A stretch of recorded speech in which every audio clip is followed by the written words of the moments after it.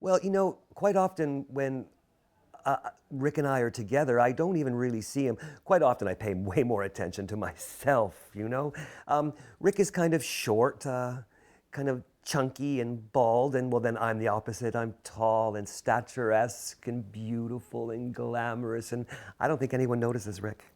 I think Vikki brings out laughter. I think that's one of her biggest assets is that, her biggest asset is her ass, but her biggest asset is making people laugh. I mean, she really does believe that laughter and comedy is the cure to everything, and no matter what people are suffering from, if you can make them forget anything for a couple minutes and laugh, then she's done her job. This is Rick Myers, a local actor in Nanaimo, and this is Vikki Smudge, his alter ego and fabulous drag queen that comes out into the spotlight, well, whenever there's a stage to perform on. When I'm on that stage, I look down and the first thing I am looking for is H-O-T, hot.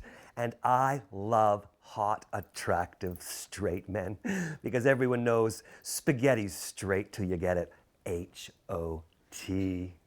I grew up in Nanaimo, and I grew up in the 70s, and there was nothing here for me. I mean, it was a rough town. But it seemed like once I put on some fabulous costumes and sort of took what people normally would make fun of or be afraid of me about, I took that and I made it funny. Whenever I go to bars like the redneck bars, like the Timberlands or the Harewood Arms, there's always at least one big beer-gutted guy in there with the crack of his ass showing, and he sees me and he says, "That little fag better not look at me. Let's get something straight. I'm gay, not desperate." The world of rednecks became mine. I mean, they embraced it. But growing up, Rick's sexuality wasn't as embraced or accepted as it is today. He says there was a lot of misinformation and fear of the unknown. I remember looking up gay in the encyclopedia because I knew that was going on for me. And it said that it was a mental disorder. So that's kind of information I got. People were probably maybe mean, maybe even cruel, but it wasn't really their fault because they didn't know any better either. Rick assumed the world wouldn't change much in his lifetime. He'd still be fighting an uphill battle to receive the same respect and rights of straight people. I remember even in the 80s, my mom would say, "Oh, one day you'll get married." And I'd think, "Mom, you're crazy. It's never going to happen. The world is never going to change that much." But it did. In 2007, Rick got legally married to his partner, Owen. Rick says society's views about homosexuality is changing, and drag queens are influential in making that change.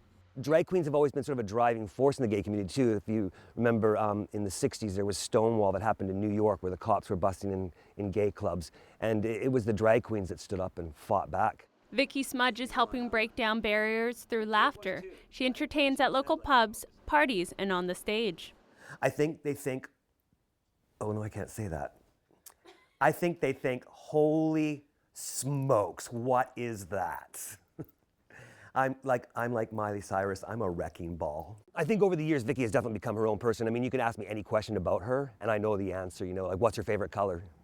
Glitter. So my back is killing me, thanks to you. You go out all night long in those silver high heel boots, and what's left? My aching back. Suck it up, princess. Maybe if you drank one less six-pack before the hockey game, or maybe try going to the gym.